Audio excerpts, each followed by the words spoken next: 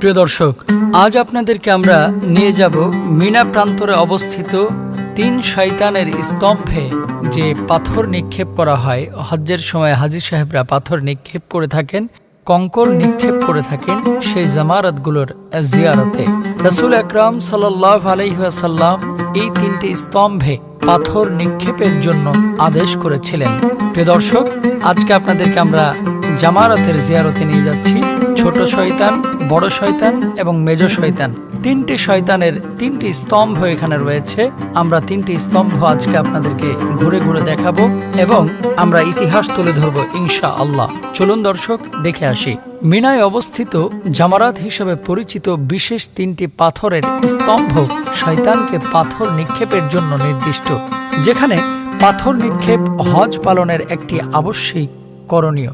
আল্লাহ রব্বুল আলমিনের আদেশে ইসমাইল আলাইহিস সালাতু ওয়াস সালামকে কোরবানি করতে নিয়ে যাওয়ার সময় শয়তান ইব্রাহিম আলাইহিস সালাতু ওয়াস সালামকে কোরবানি না করার জন্য প্ররোচনা দিলে ইব্রাহিম আলাইহিস সালাতু ওয়াস সালাম এই স্থানে শয়তানকে পাথর মেরে তাড়িয়ে দেন। ইব্রাহিম আলাইহিস সালাতু ওয়াস সালাম এর শয়তানকে এভাবে পাথর মেরে তাড়িয়ে দেওয়ার স্মরণে হাজিরা এখানের জামারাতগুলোতে হজ্জের সময় শয়তানের উদ্দেশ্যে পাথর নিক্ষেপ করেন। এই 3টি জামারাত হলো জামারাত আল ঔলা বা জামারাত আল সুগরা, প্রথম বা ছোট জামারাত। দ্বিতীয়ত জামারাত আল উস্তা বা মধ্যম জামারাত। তৃতীয় জামারাত আল উকবা বা জামারাত আল কুবরা, শেষ বা বড় জামারাত।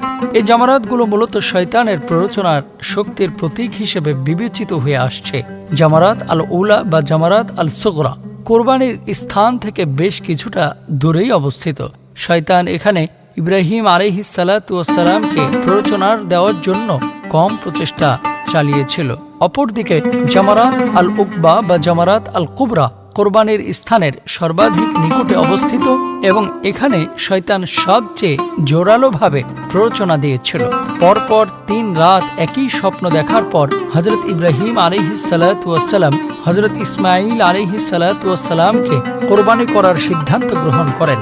একই স্বপ্ন পরপর 3 রাত দেখার পর তিনি নিশ্চিত হন আল্লাহ সুবহানাহু ওয়া তাআলা ইসমাইল আলাইহিস সালাতু ওয়াস সালামের কোরবানি চাচ্ছেন, কেননা নবীদের স্বপ্নও আল্লাহর পক্ষ থেকে এক প্রকার ওহী।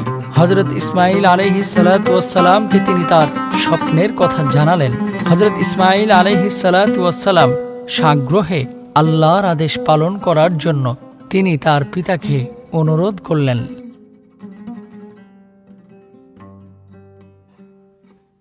ইব্রাহিম আলাইহিস সালাতু ওয়াস সালাম ইসমাইল আলাইহিস সালাতু ওয়াস সালামকে বললেন, আমি তোমাকে দেখেছি যে কোরবানি করছি আল্লাহ সুবহানাহু ওয়া তাআলার সন্তুষ্টির জন্য।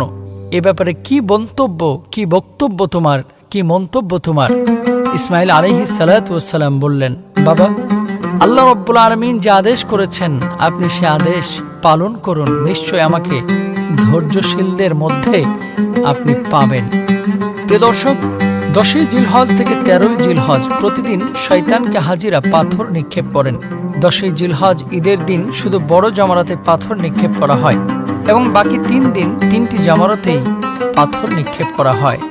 শয়তানের উদ্দেশ্যে জামারাতে নিক্ষিপ্ত পাথরগুলো 9 জিলহজের দিবাগত রাতে আরাফাতে অবস্থান শেষে মুজদালিফায় অবস্থানের সময় সংগ্রহ করে নেওয়া হয়। পাথরগুলোর আকৃতি আকারে মটরের দানার চেয়ে বেশি বড় হবে না। প্রতিটি জামারায় প্রতিবার মোট 60টি করে পাথর নিক্ষেপ করতে হবে।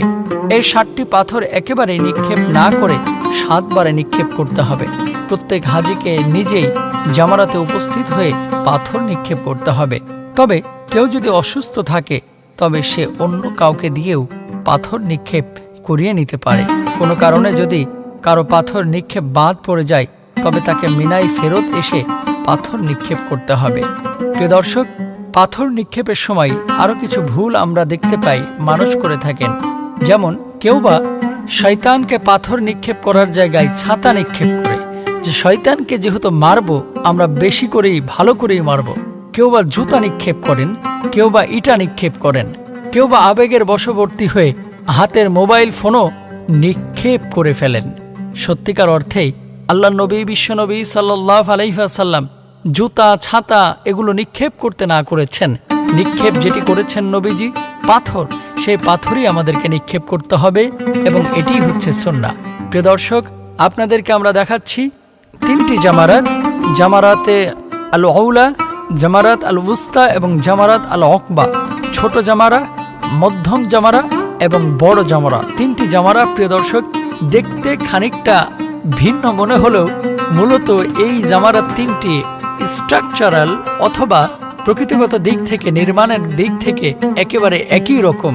বিধায় আপনারা হয়তোবা অনেকেই মনে করছেন কি ব্যাপার, একই রকম দেখা যাচ্ছে কেন 3টি শয়তানের স্তম্ভ।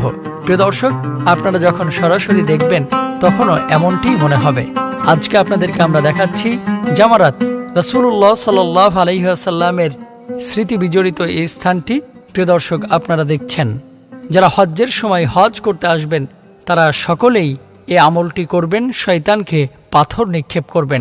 শয়তানকে পাথর নিক্ষেপ যদি আপনি না করেন তাহলে আপনার হজ কিন্তু পরিপূর্ণভাবে সুন্নাহ ভিত্তিক আদায় হবে না।